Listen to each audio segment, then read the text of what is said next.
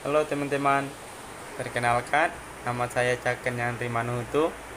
Saya mahasiswa dari Universitas Kristen Indonesia Maluku, Fakultas Kesehatan, Program Studi Ilmu Keperawatan, dengan mata kuliah Ilmu Dasar Keperawatan, dosen pengampu Ibu Grace Wakano, SGEP, MKEP. Di video saya kali ini, saya akan menjelaskan tentang anatomi fisiologi sistem reproduksi pada manusia.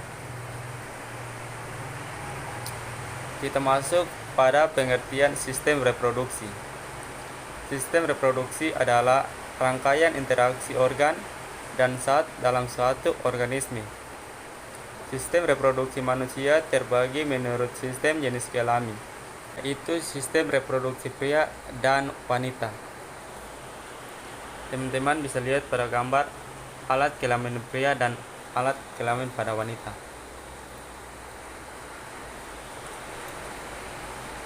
Kita masuk yang pertama, sistem reproduksi pada pria.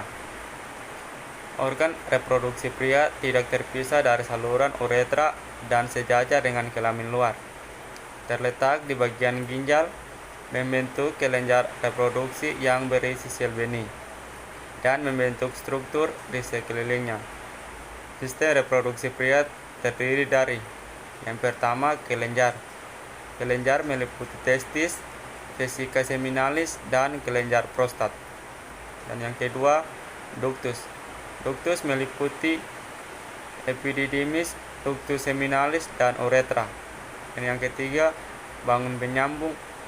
Bangun penyambung meliputi scrotum, veniculus spermaticus, dan penis. Kita masuk pada sistem reproduksi pria. Yang pertama, kelenjar. Kelenjar meliputi yang pertama, testis.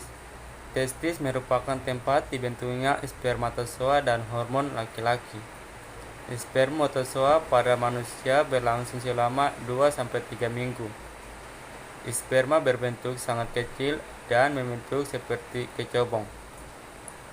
Yang kedua, vesika seminalis. Vesika seminalis adalah dua ruang di antara fundus vesika urinaria dan rektum, di mana masing-masing berbentuk piramid.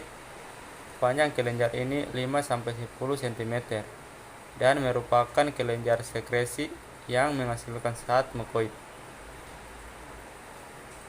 Dan yang ketiga, kelenjar prostat. Prostat merupakan kelenjar yang berfungsi mengeluarkan cairan alkali yang encer seperti susu yang mengandung zat sitrat.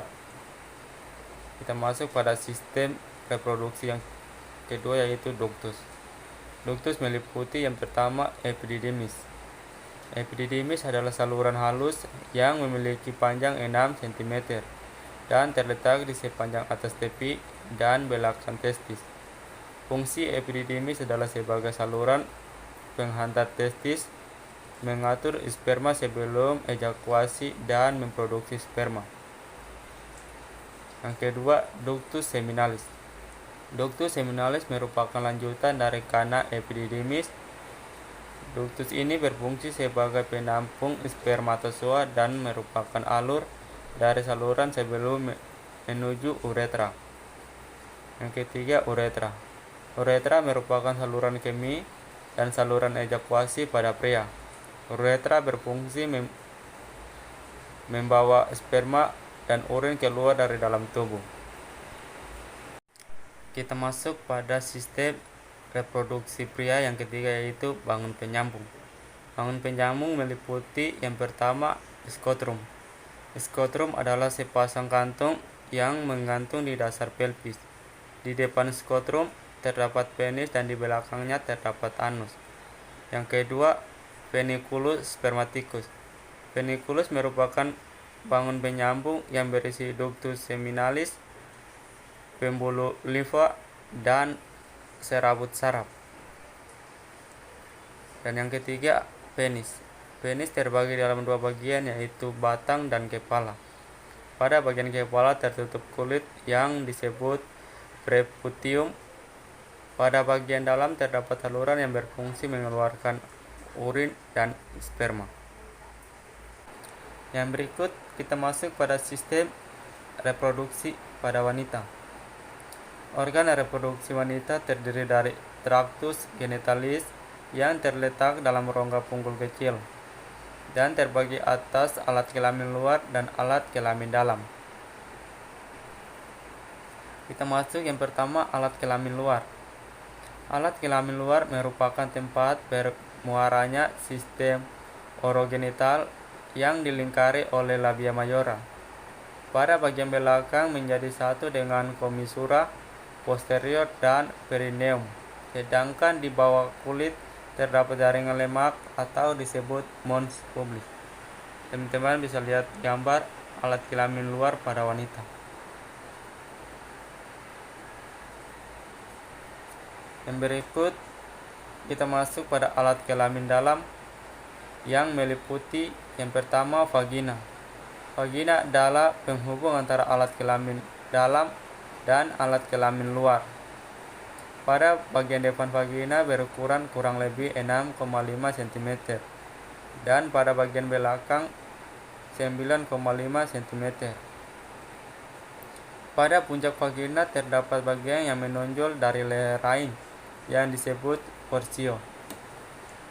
Teman-teman bisa lihat alat kelamin dalam pada wanita.